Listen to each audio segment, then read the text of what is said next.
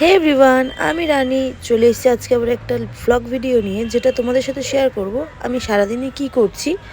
আর আজকে আমি একটু গিয়েছিলাম ঘুরতে বাপের বাড়িতে, তো সেই ভিডিওটাই তোমাদের সাথে শেয়ার করব। ওখানে গিয়ে কি মজা করলাম, কি না করলাম।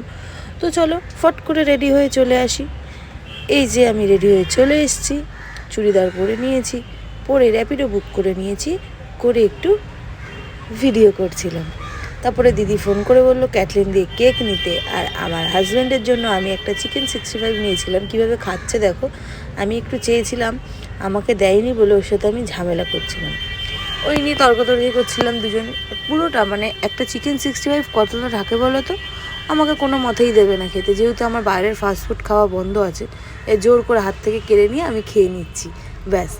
তারপরে র্যাপিডো চলে আসলো, আমি উঠে পড়েছি র্যাপিডোতে, আস্তে আস্তে বাপের বাড়ির দিকে রওনা দিলাম।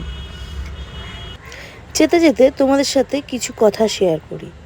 জানো তো, আমি এরম ভিডিও বানাই বলে না, অনেকে অনেক কিছু বলে, অনেকে অনেক কিছু মন্তব্য করে, কিন্তু যে যা বলছে বলুক, ওদের কথায় কান না দিয়ে আমি ভিডিওর দিকে এগোচ্ছি।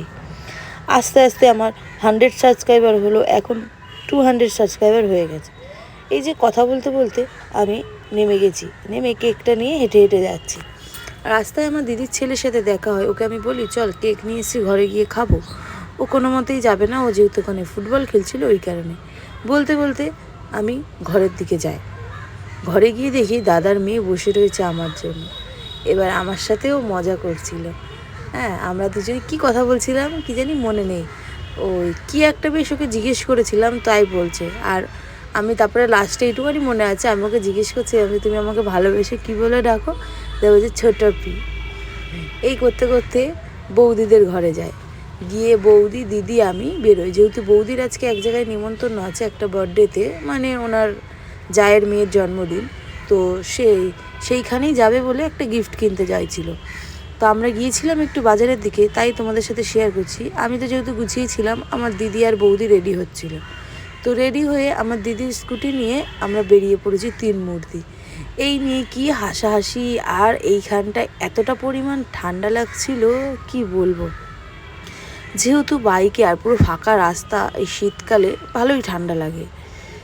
তারপরে যাচ্ছি, এবার আমি ভিডিও করছিলাম বলে আবার বৌদি বলছে ভিডিওতে আমাদের কথা শোনা যাবে না তো, তাই না না তোমাদের কথা শোনা যাবে না, আমি ভয়েস ওভার দিয়ে দেবো। তো সেই ভিডিও করতে করতে এবার 3 জনে কথা বলতে বলতে হাসি ঠাট্টা করতে করতে আমরা বাজারের দিকে গেলাম। দেখেছো তো আমরা কি হাসি ঠাট্টা করছি, বৌদি আর আমি বেশি বকবক করছিলাম, যেহেতু আমার দিদি গাড়ি চালাচ্ছিল সেই কারণে।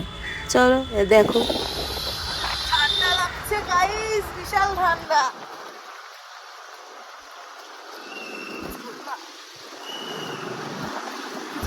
মজা করতে করতে ফাজলামি মারতে মারতে আমরা পৌঁছে যাই দোকানে।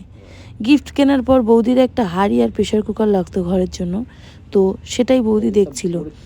এই দোকানটায় পছন্দ হয়নি, তাই আর একটা দোকানে গিয়ে পছন্দ হয়ে সেই দোকান থেকে নিয়ে বাস আমি বাড়ির দিকে চলে আসি। দেখা হচ্ছে নেক্সট কোনো পার্টে। টাটা, ভালো লাগলে like comment share and subscribe করে দেবেন।